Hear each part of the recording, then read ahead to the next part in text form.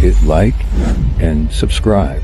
You're watching the Marc Lamont Hill official YouTube channel.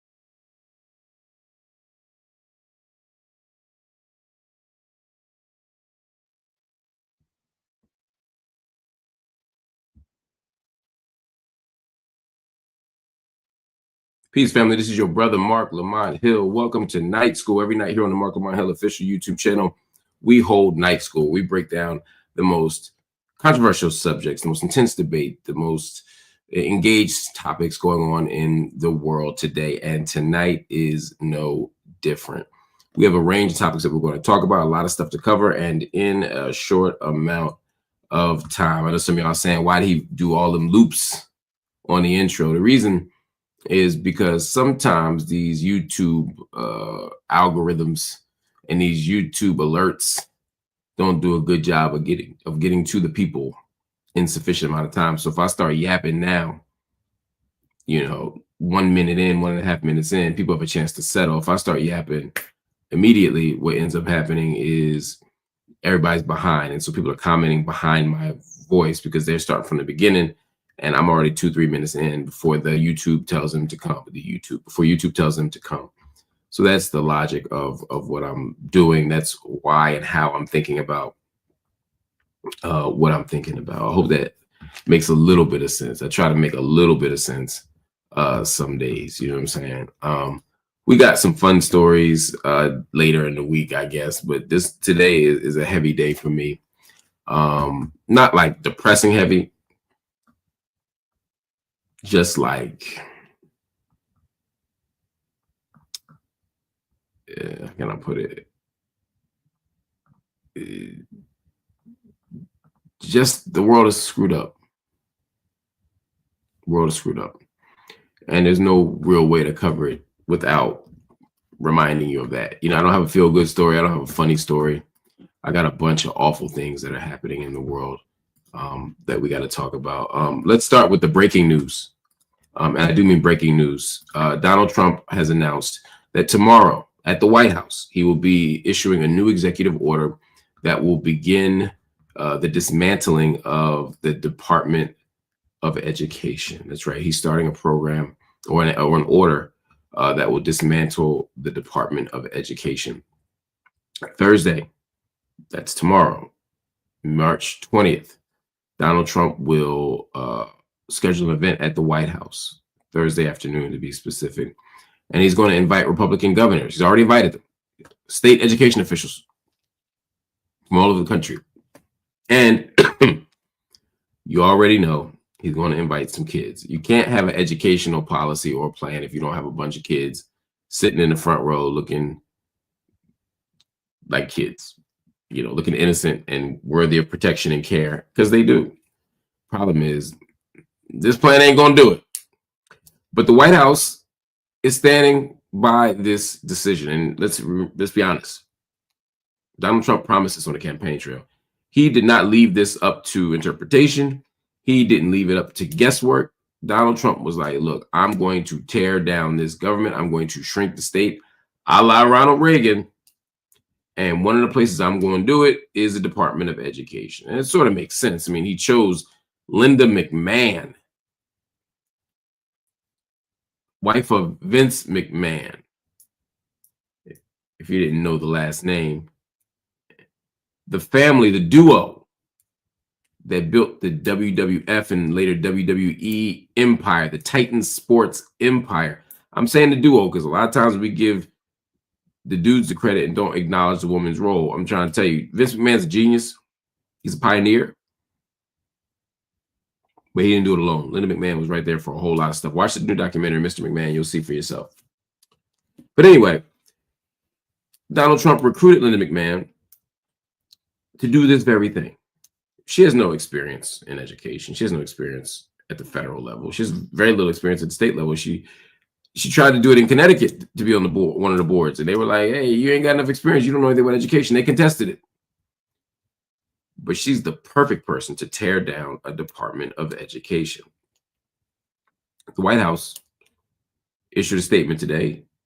Harrison Field spoke and said, President Trump's executive order to expand educational opportunities will empower parents, states, and communities to take control and improve outcomes for all students. So they're doing the traditional states' rights. States will control education. We don't need federal intervention. Now, the first thought I had was, what about students with disabilities? People who fall under the IDEA, that's the Individuals with Disabilities Education Act. What about Title I funding, which for a long time has been the equalizing mechanism for low-income schools? What about federal loans? Now, according to insiders in the White House, none of that's going to change. None of that's going to change. So what is going to change? Well, for starters, they've drained the workforce. I have friends who were laid off last week and the week before, but last week mainly.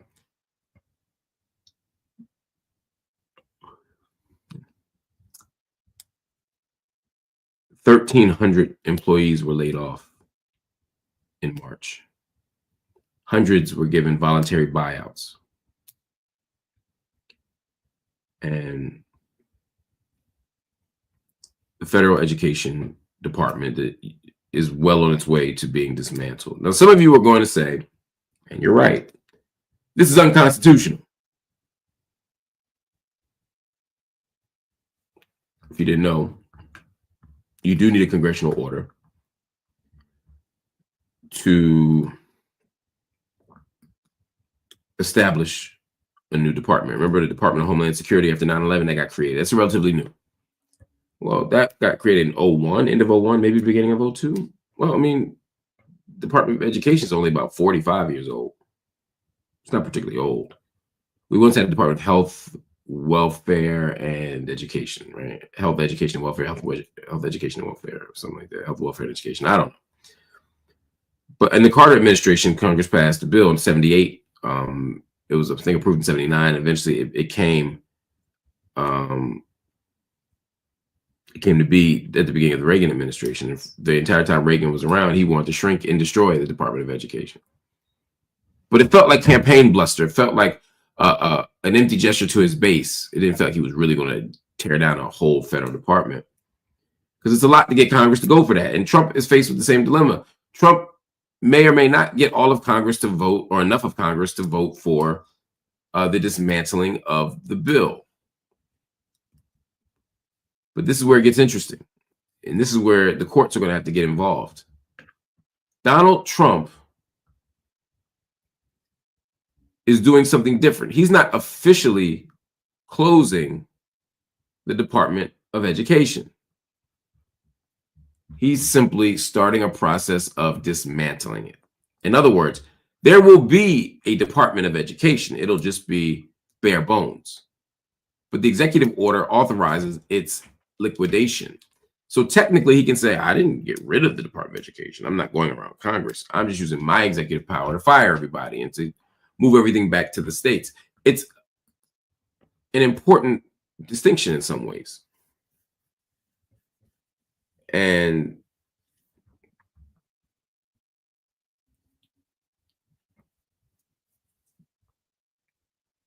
it's obvious what's happening here. It's the same thing that happened under Betsy DeVos. in the name of efficiency, this kind of neoliberal logic around austerity and efficiency, Donald Trump and his crew, including Elon Musk, are going to be dismantling education as we know. It's not just they're moving it to the states, expanding opportunity. Now they're trying to privatize everything. They're trying to dismantle the public education system. They are trying to strip funding out. We know that the system of education in the United States is not anything to brag about in lots of concrete ways. But we also know that over the last 50 years, we've managed to shrink the size of classes. We've managed to provide vocational training for people. We've managed to make school more affordable in a variety of ways.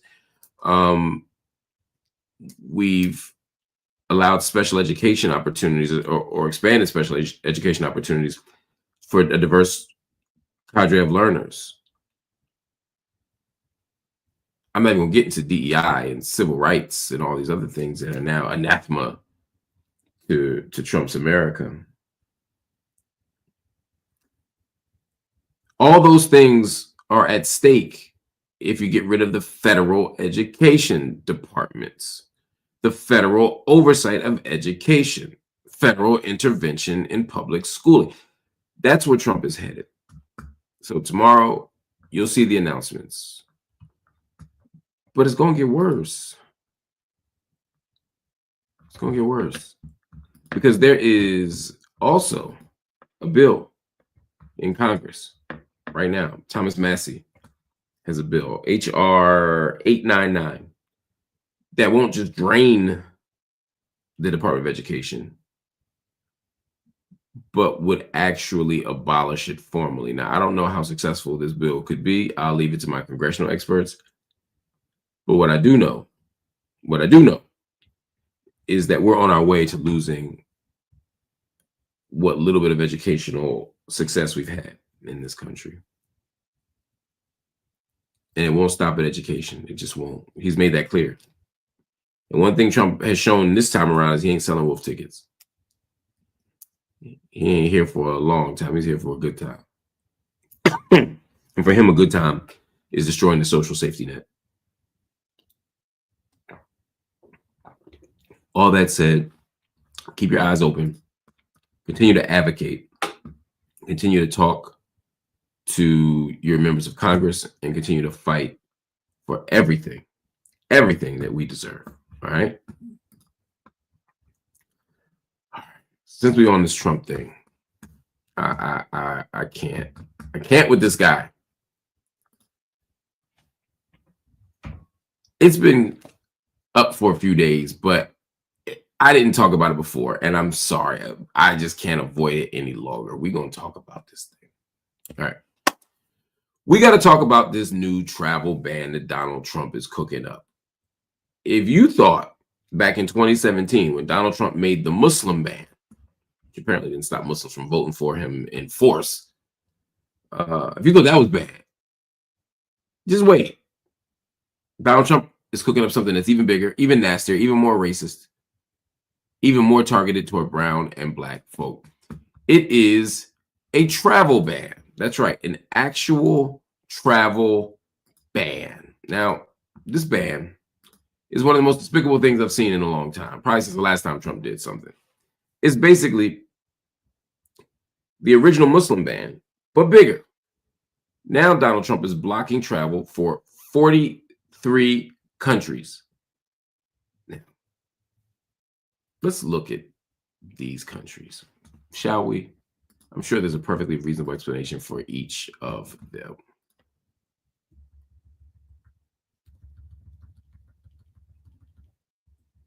Let's see if I was trying to make this a little bit bigger, but I don't think the old internets are allowing me, but I'll read it to you because this is wild. There are 3 tiers on the Trump plan. First, we got the red tier. You see it. Now, if your country's on this list, it's not ambiguous. You are banned. Straight up. No visas, no entry, no exceptions. Now, let's look at the list. just to make sure that everything's on the up and up. We see Afghanistan. See that? Afghanistan. Not a shocker. Bhutan, Cuba, Iran, Libya, North Korea, Somalia, Sudan, Syria, Venezuela, and Yemen. Not a white country in the bunch. Not a European country in the bunch. Just a bunch of black and brown folk. Just a bunch of Muslim folk, for the most part, along with Venezuela and Cuba. Interesting. I'm sure it's all a big coincidence that these happen to be the countries. But let's keep going, because I don't want y'all to think that I'm just tripping or I'm just bugging. I'll read the rest of them to y'all. I know that print is small. And if your eyes is like mine, you need some help. In the orange level, we got Belarus, Eritrea, Haiti, Laos, Myanmar, Pakistan, Russia, Sierra Leone, South Sudan, and Turkmenistan. The orange tier is interesting. Now, it's not as bad as the red tier. Red tier, you just can't get under any circumstances. But in this one, you have to apply for a visa. And technically, you can apply for the visa. But everybody who applies for the visa has to go through extreme vetting, which includes an in-person interview. Now, they've also made it clear that rich business travelers might get a pass on this. So if you're super rich and you are, popping out of Russia, you'll be fine. But otherwise, not so much.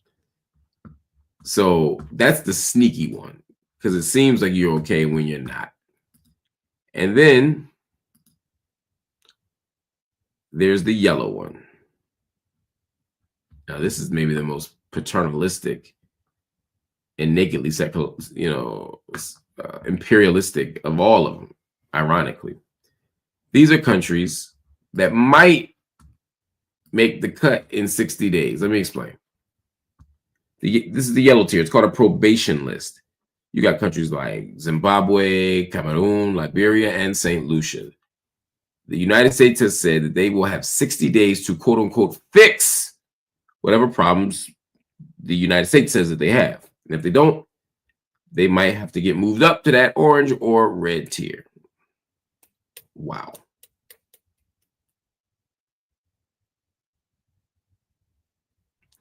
This isn't about national security.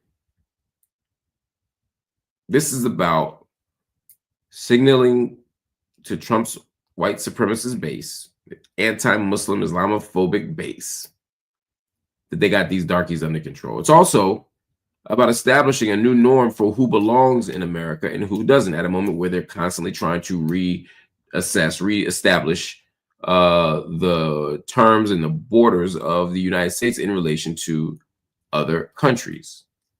We're no longer welcoming all the tired and the poor. We no longer want everybody. We just want some of y'all, and y'all know who y'all are. So now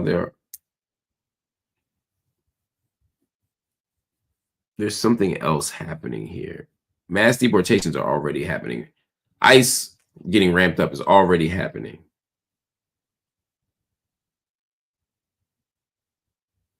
This is just a warning shot. It ain't just a travel ban, it's a warning shot. What's going to happen when he expands that list? What happens when he revokes visas? What happens when he cancels green cards? What do we do? Now, I want to be clear. I am not trying to fearmonger. Some of y'all might be like, Mark's just saying crazy shit. No, this list is evidence that what I'm saying isn't the case. It's not, or what I'm saying isn't a case of hyperbole and fearmongering. No, he's banning people left and right. He's kicking people out left and right. He's denying entry left and right. And the pool is getting bigger, not smaller. This is dangerous. This is dangerous. We got to do something about it, family. We got to do something about it. All right. I got to move on, though, because I got other stuff to talk about. Let's get to Naomi Osaka. Shout out to Naomi Osaka. She was just on social media and she got busy. Naomi Osaka just checked France hard. And I got to say, she had every right to. So here's what happened. French politician Raphael Glucksmann had the nerve to say that America should give back the Statue of Liberty. His reason, well, he didn't like the way the United States is moving. And I understand at some level saying, look, the U.S. is moving in a terrible direction. It's anti-democratic. It's fascist.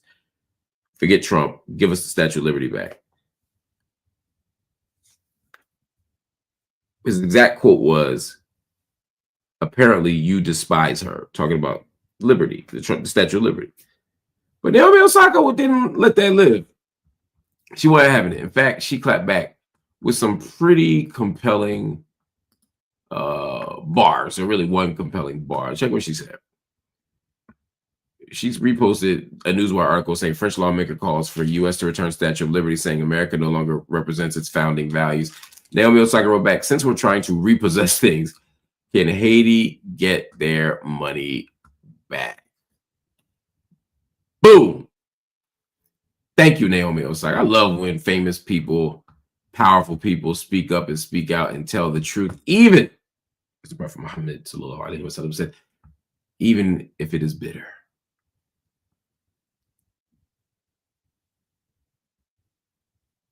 Haiti became independent from France in 1804 after the Haitian Revolution. It was the first successful slave revolt in modern history.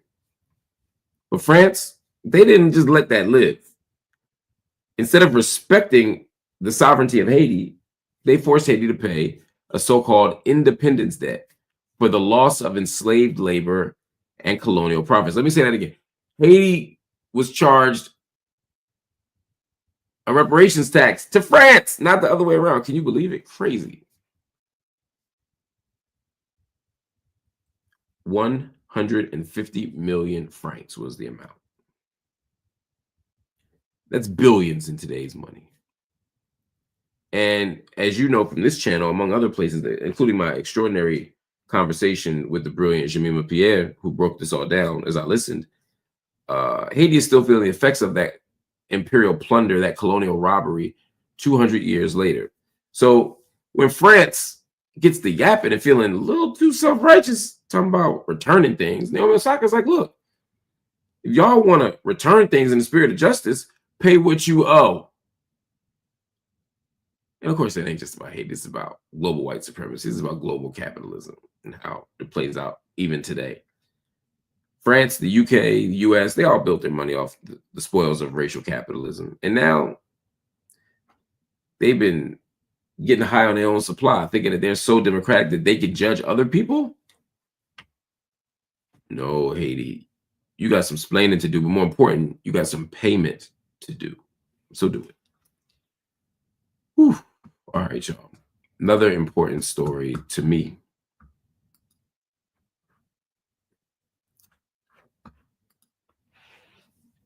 All right, family, 104 years later, Tulsa is finally making it official. Today, Mayor Monroe Nichols signed an executive order recognizing June 1st as Tulsa Race Massacre Remembrance Day, or Observance Day. Let's say that again, Tulsa Race Massacre Observance Day. This marks the first time that the city of Tulsa is formally acknowledging one of the most horrific acts of racial terrorism in U.S. history. And that, I gotta say, is saying a whole lot. Check this out. I'm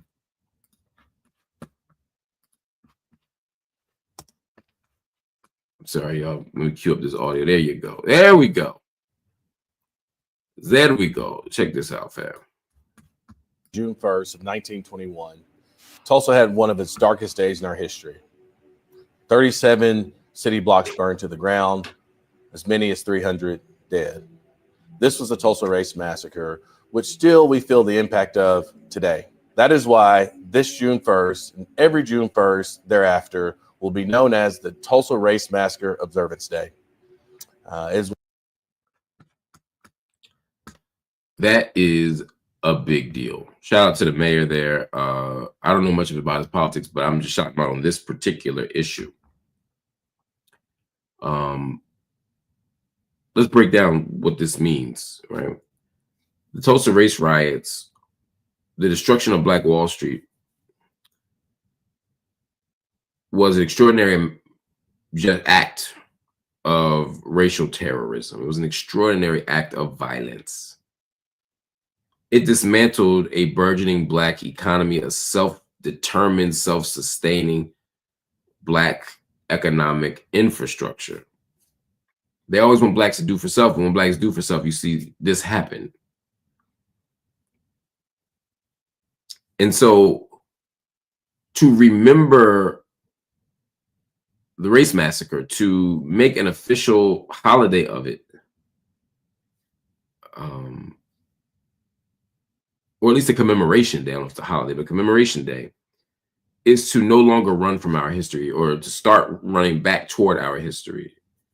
As the Sankofa Bird says, it is not taboo to go back and fetch that which has been left behind. We got to go back and fetch this history.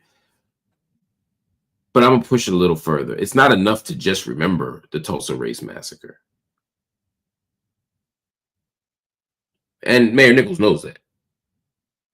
In fact, he said this is the first step in a bigger plan to address the multi-generational damage from the 1921 massacre. I'm glad he said that, because politicians, especially Negro politicians, love some empty symbolism. Actually, white politicians love empty symbolism too when it comes to Negroes. So addressing multi-generational damage is important, but I need to get to brass tacks. I need Mayor Nichols, I need everybody else to get to the fundamental point here, and that is reparations. For more than a century, Black Tulsans have been fighting for justice, restitution, and real policy changes to undo the devastation caused by those white mobs that destroyed Black Wall Street. This wasn't just a bad day. This was a complete destruction of homes, a complete erasure of businesses. This was a complete plunder of generational wealth. It's all gone, and a holiday is cute and nice, but I need them to start cutting some checks. Now, Mayor Nichols, to his credit, said he'll be announcing next steps on April 6th at Morning Star Baptist Church. But we need to be there. We need to be listening, because I'm tired of empty symbolism when we need reparations. And we don't just need reparations in Tulsa. We need reparations all throughout the United States for every single Black person who is a descendant of American slavery. If you come from this wicked system, if your ancestors were produced in this wicked system, you need and deserve reparations. So let's do it. All right, y'all, some good news before I go. We got some real good news. If you're a music head, it's good news. If you're a Black music head, it don't get no better. Look at this. Look at this. The Queens are coming to town. That's right. There is a tour out here in the world. It's starting very soon. I think May is the first date. And this tour is going to be amazing. Imagine Black royalty, 4 figures of Black music royalty on one single stage. Shaka Khan, Patti LaBelle, Gladys Knight, Stephanie Mills. Again, 4 legends, 1 tour, history in the making. In fact, they call it the Queens, 4 legends, 1 stage. And let me tell you, this ain't just another concert. This is a once in a lifetime celebration of Black excellence. These are the voices that shaped our history, that in fact shaped the entire 20th century, certainly the second half of it. R&B, soul, gospel, pop, funk, they covered all of it. They built the soundtracks to our lives, and they are going on an 11-city tour starting May 9th. It's going to start in Las Vegas. It's going to end in Indianapolis. And because you know the demand's already crazy, they're starting to develop a second leg of the tour in the fall.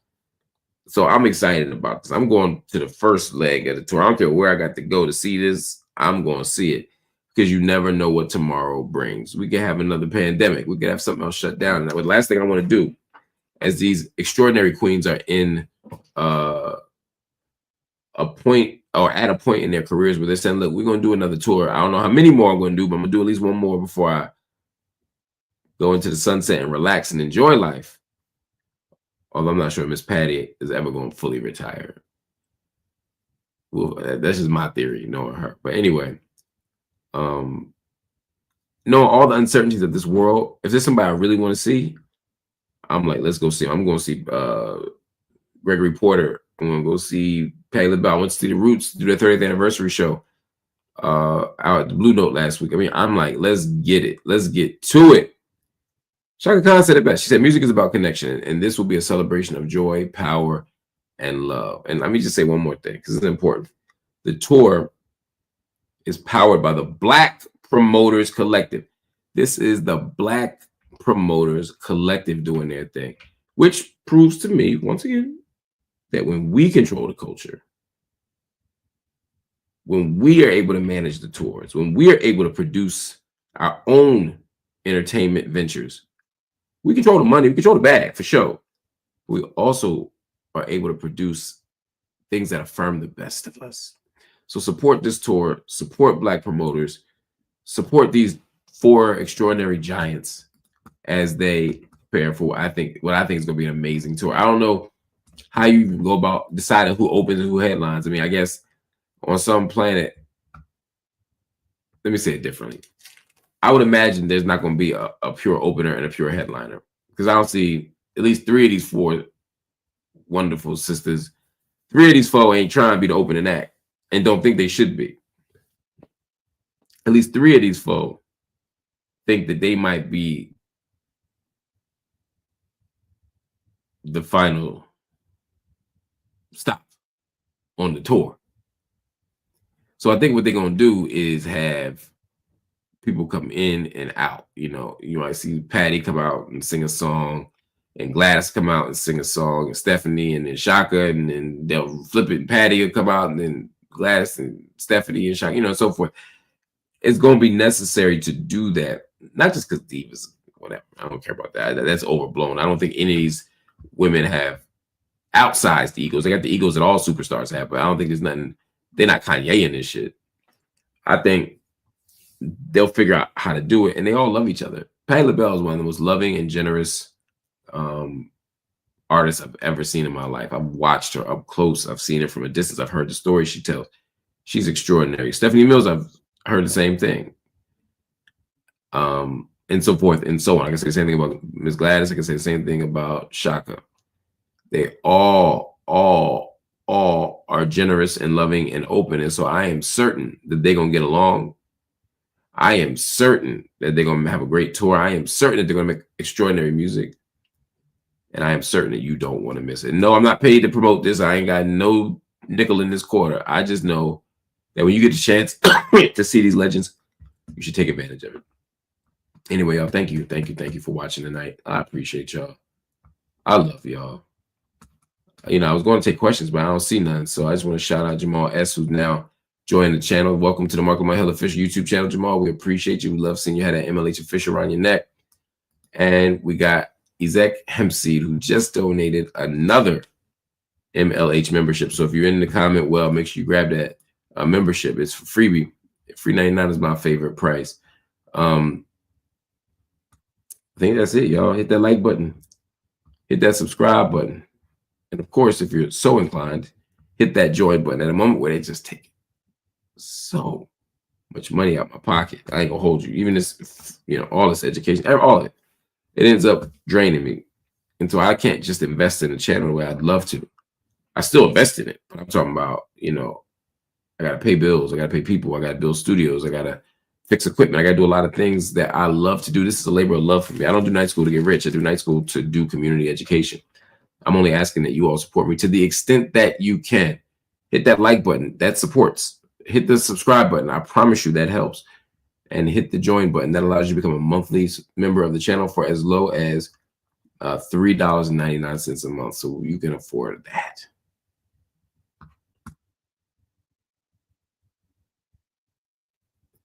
But I understand. Sometimes you don't want to make a regular commitment. You don't want to make a monthly commitment. I get it. Especially if you don't know me like that. I respect it. I do. That's why I tell people, hey, just make a one-time payment. You could make it for services rendered, or you could think about it like he'll be here. He's going to be here this month. Make it a tuition payment for this month of night school. Cash App, PayPal, Venmo, Zelle, all of it is welcome. You can give $1, we're happy. You give $1 million, we're happy. Now I ain't gonna hold you. You know, I would love if everybody gave $10, because if everybody watching right now gave $10, we will meet our financial goals for the month. So please consider dropping something in the Cash App, the PayPal, the Venmo, or the Zelle. I would greatly appreciate it. In the meantime, thank you for supporting the channel. Thank you for supporting the work. I love you. And I hope to see you again tomorrow. Peace.